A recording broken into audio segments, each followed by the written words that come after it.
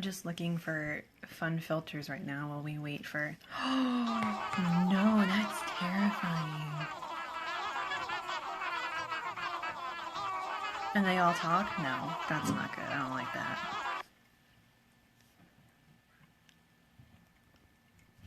What does this do?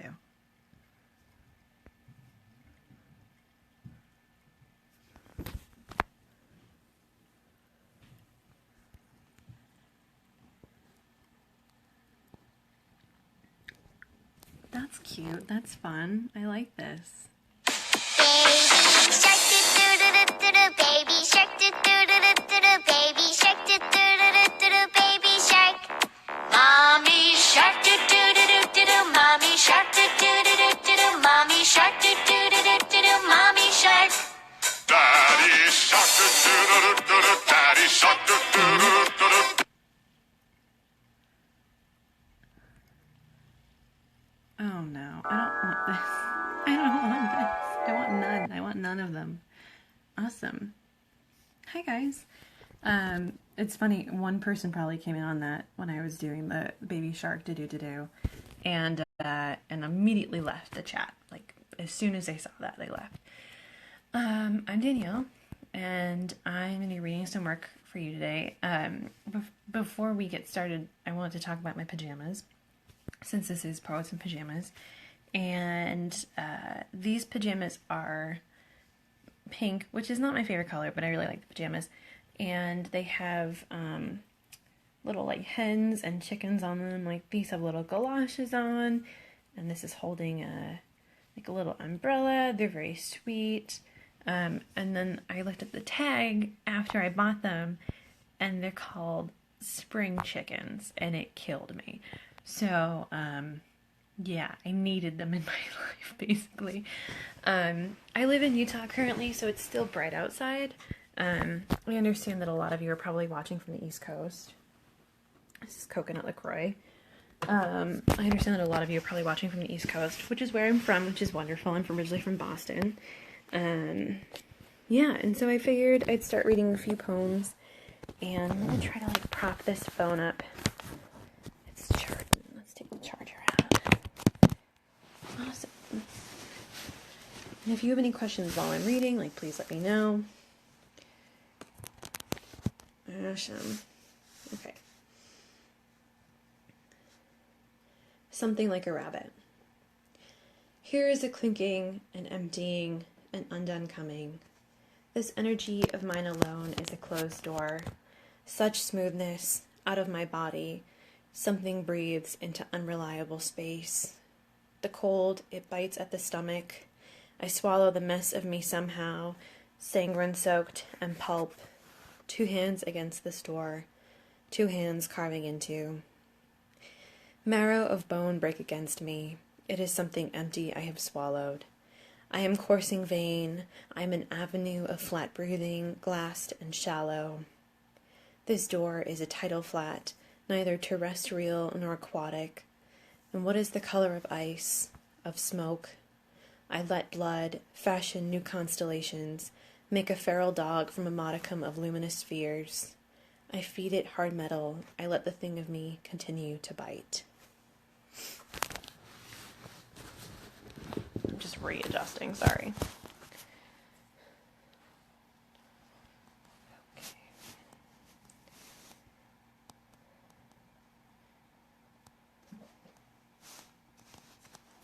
Self-portrait. As dead cat I pass on the highway. That's a true story. I basically, the poem is not a true story, but I take a very specific route to work every day. I'm the art gallery manager at Salt Lake Community College, and I take a very specific route from where I live in Utah to Salt Lake every morning.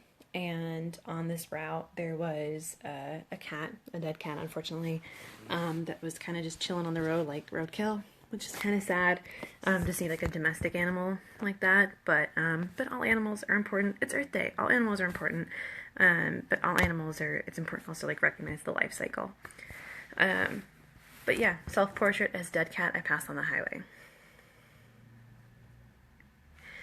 2 days before I bleed, I hate myself. Blame it on molecular shift or shedding. shrug away a layer, cream and calico. My body separated coffee, slow trudge of buttered dawn, slipping from the ghost-lipped mouth of the mountains, stain in the sky like a blood veil, or that could be my own drowning eyes. Always seeing red, rage like rust eating. I want another word for decay, for the thing the body does to itself. I let myself rot from the inside first, languishing in all its agitation, simply dying to escape from every cavity.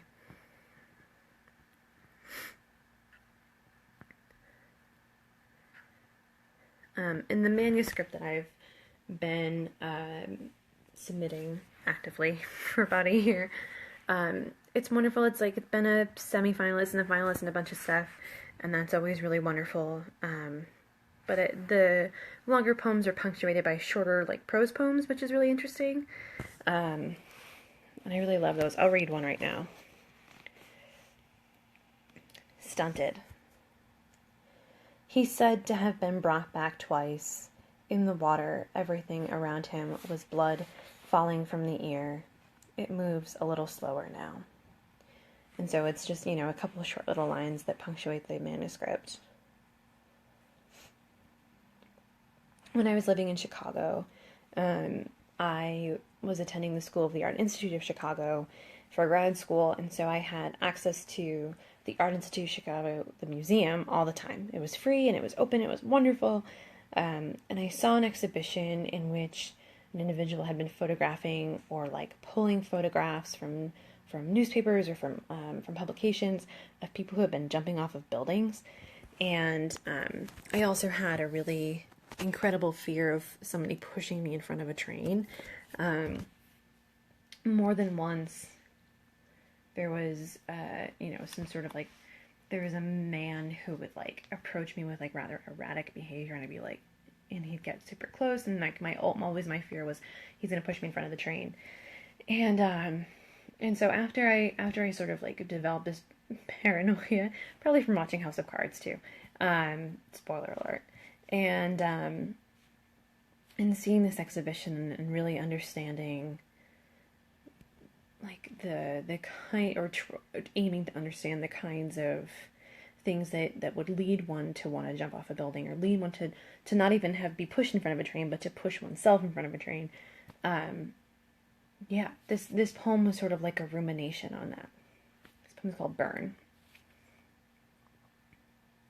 I watched you push yourself in front of that train, and I grabbed you, reached out with my long arm, made you conductive like the rails, made you carbon held against the post to be burned, so that some smoldering smoke might spread. I saw you jump from that roof, but never touch down, burning on this loose battery terminal, hem of your skirt melting, copper wire bone-wrapped. I lit you so that you would become the falling flame of a torch in the night. I lit you so that your ash would carry.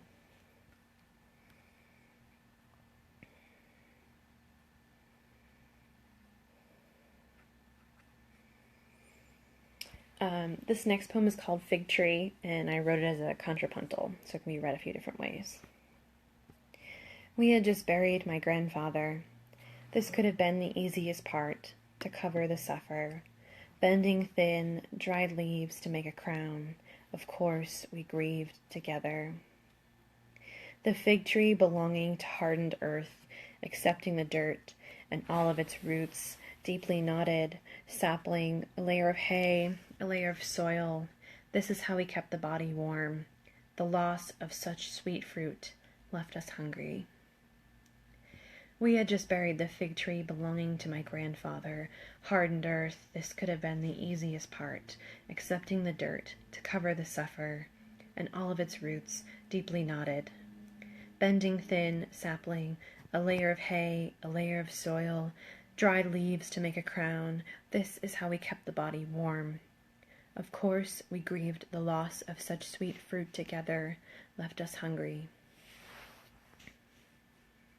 My grandfather's fig tree is now in the backyard of my parents' house.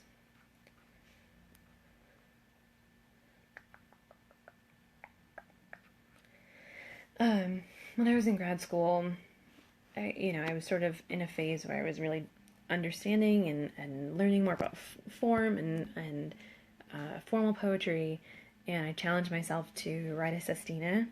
And at the time, sorry, I have this like one piece of hair that just wants to be different from everybody else. And so when I was in graduate school, I sort of challenged myself to write the sestina, and I was also really obsessed with like the physics of the eye and light and the way that the eye could see. So this poem was originally called Sestina for the Eye, but it's now called An orchestra performed at the center of the eye. Each hue is defined by wavelength or frequency, or how often or far apart, the inconvenience of closeness, or the memory of longing for harmonic intervals of light, filtered through the human eye, and sometimes the mechanical eye. Yet how we discriminate these wavelengths is not well understood in light of other things we know, and apart from corresponding frequencies for each prismatic color, manifestation of color, or what resides harmoniously in the eye, there is an equivalent harmony for the musical ear, which collects length and time, and in turn plays a part in the generation of light, but cannot identify single tones of light, like notes fingered on a piano or a cello, plucked as part of an orchestra performed at the center of an eye. To take red, any length of red, and mistake it for the after-image of green, for the deposit of complementary light, is to speak of harmony to some length, and the joining of two or more colors behind the eye, pretending like vision is not a part of what makes the body a part of a machine for forgetting, what makes the eye not a tool for collecting, but for losing light. To suggest that the human eye is satisfied or in equilibrium is to deny the comfort of length, the redemption of length, the restlessness of length, or the longing for memory of light.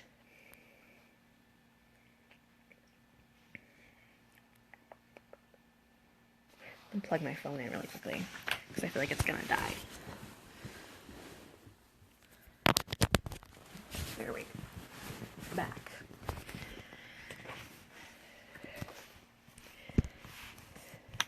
I grew up in an Italian household, and my grandfather and grandmother spoke Italian quite frequently, and had their own individual sort of like phrases and sayings. And my grandfather would always yell if we were being loud in the house, and this poem is sort of inspired by that phrasing. The windows are open. Stop yelling, my father is ashamed, knows the neighbors can hear every word. La finestre sono aperte. His father would yell, stop yelling, my father. We hate the sound of windows jamming shut to mask our own voices, the coalition of acrimony. It's a short poem, but I like honoring my grandfather and his memory in my work.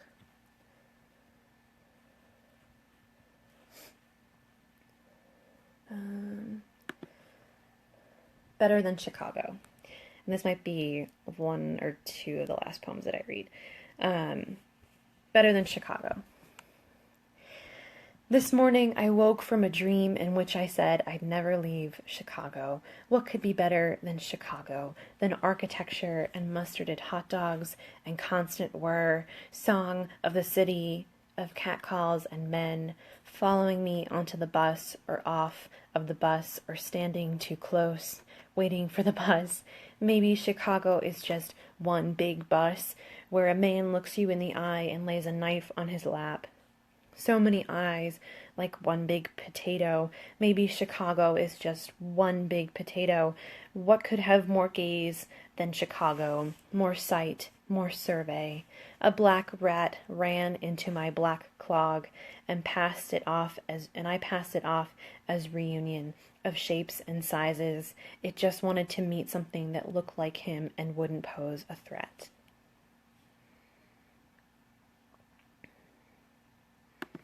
It took me a long time to write about Chicago after I moved. primarily because I don't think you can really write about a place well enough while you're living there. And I'll read one more because I think that'll be about 15 minutes, and then I'll take questions or whatever, if you have questions. And also if you want to just be like, hey Danielle, your jammies are cool. I'm into that too. There is a hornet in my mouth, after Natalie Center's Zapico. My lips were parted when it flew in. I spit the hornet to the ground, its wings beating against the pavement. It was me who chewed the wood to pulp to build a hive. It is no wonder he found this mouth and a place for an incipient nest. I gave my body all the things it has wanted, yet we crumble still and sting. My expanding sugar tongue lights at the touch of enamel, remembering the taste of a hornet that never belonged to me. I'm trying to think if I should read any more.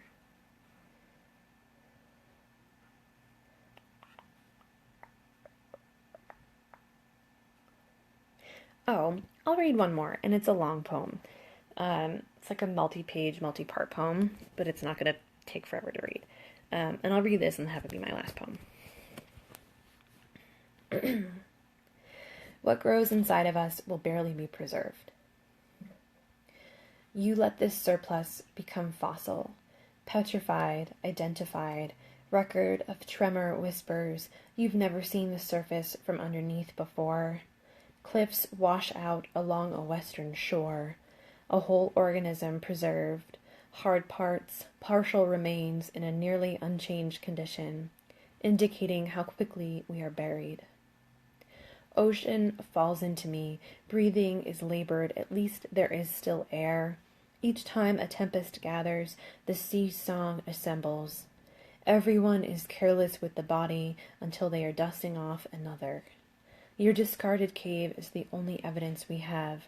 Exodus imprinted where something has dissolved, and still, cavity. Body so seawater full bloated. I need a puncture. I need a professional. I hold the stain of you in me. Everyone has said it of us. We are that tiny bit more electrified, that there is still a light in us, something passing between. I say we let the world shape us. You say, why not make this for ourselves? Turning so deeply into myself, turning in motion, but maybe turning in becoming. My consciousness will never fully belong to me as long as there is still air between the particles we both inhabit. At least they are coming closer. Blue oval, quiet air, dab of cerulean, unleashed bleed. I am still wringing my hands, trying to control the great spill of you. How your ferrous core collects the fragments of the dissolved. You might hold something of my former lover, and so become the one I love now.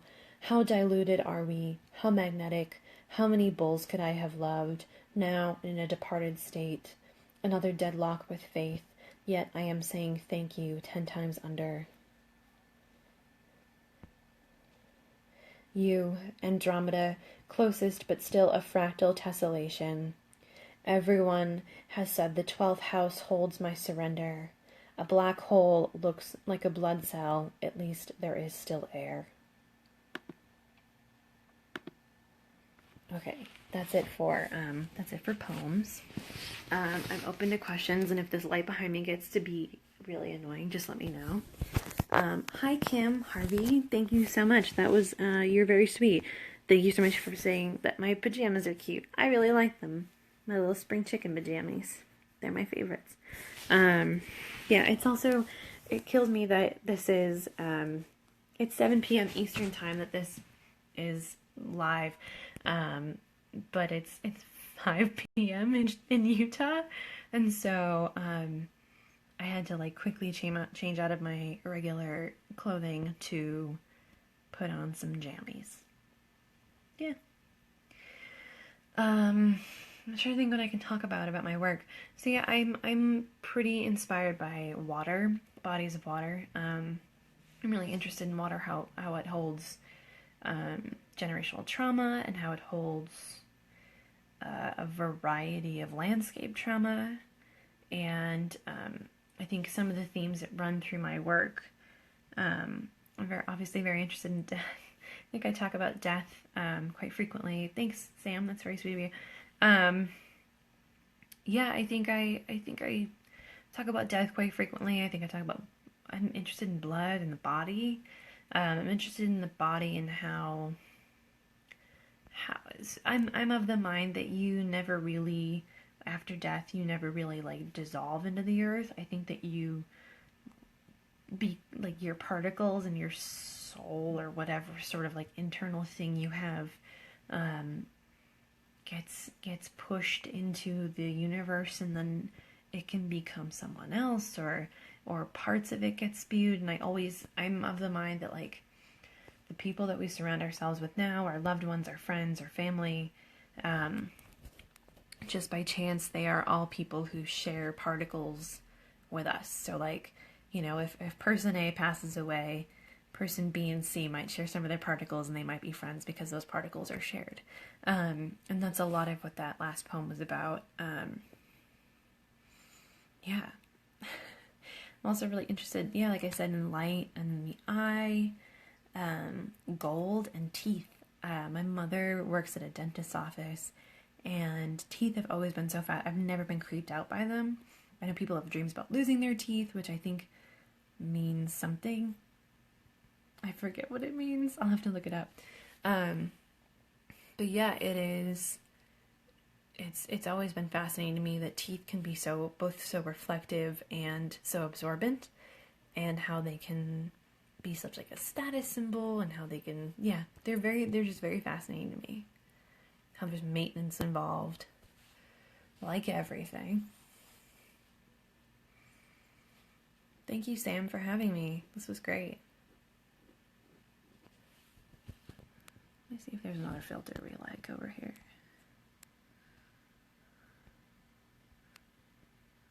What's this one? Oh, I hate it. It's like a pretty filter. Pretty. Oh no, I want this one.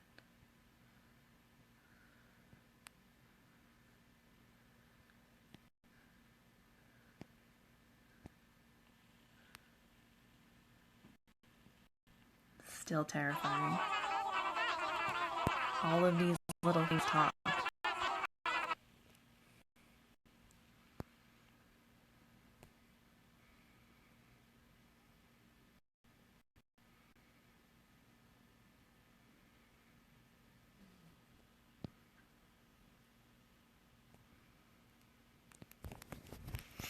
I'm trying to think what else I can talk about.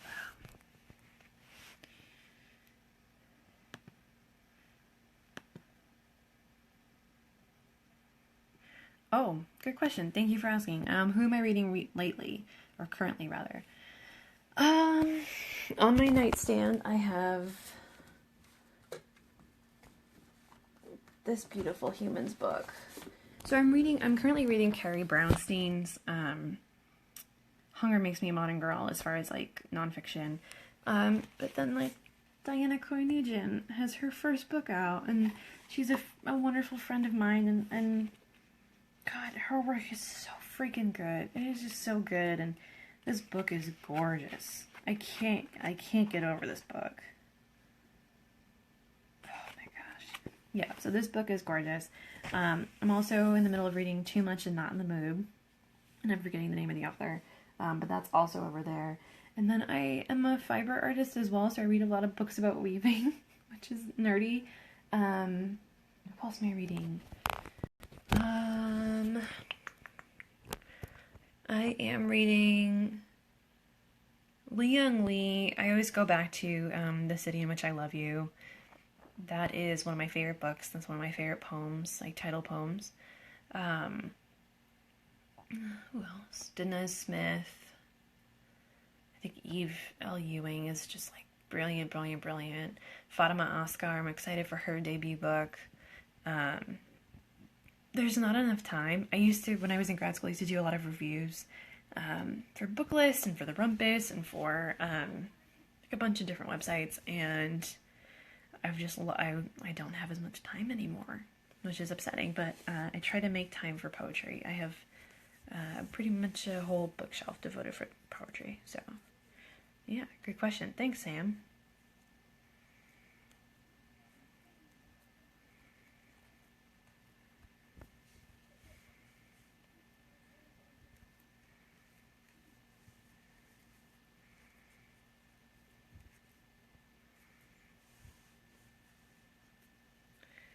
I'm trying to think what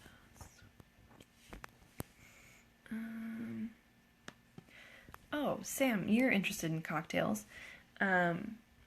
Somebody has asked me in the past, like, what cocktail would I want? Oh, sorry, before I answer that.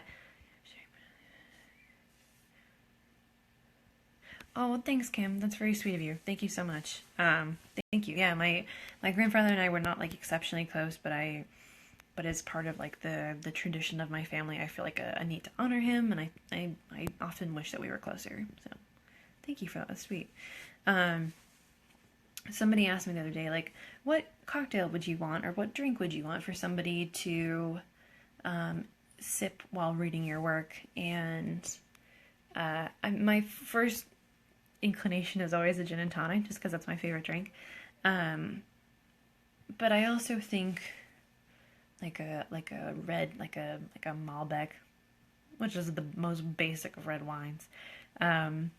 But I really just want somebody, when they read my work, I really want them to just, I don't know. I think my work is heavy, and I think it's not necessarily work that is happy.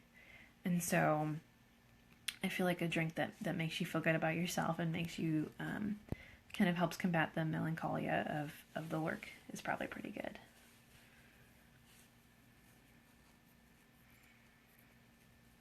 Thank you for those thumbs up.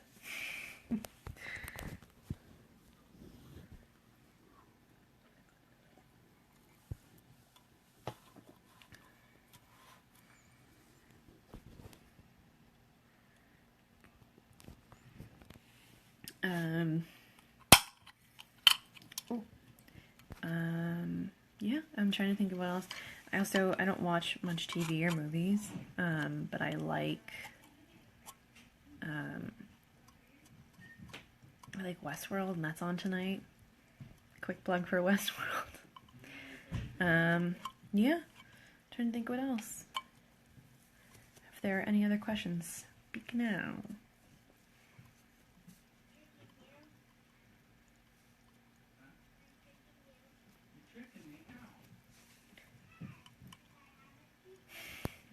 We're having my fiance's birthday party right now, or it's like ending, and so there's some little kids in our house, which is cute.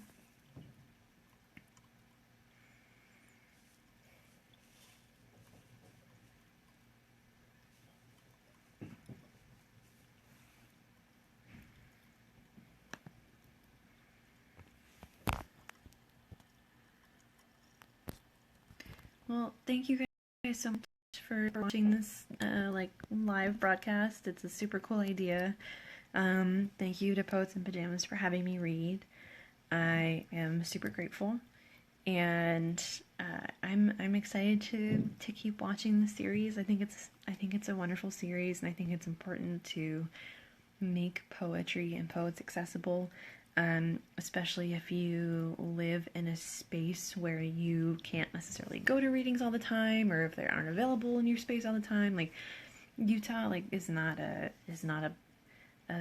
place where I have poets coming in all the time, and so it's really good to be able to watch people. And yeah, I'm super grateful. And if you have any other questions, like if you're watching this later after it's live, put questions in the comments and I'll try to answer them. Thank you guys so much. Bye-bye.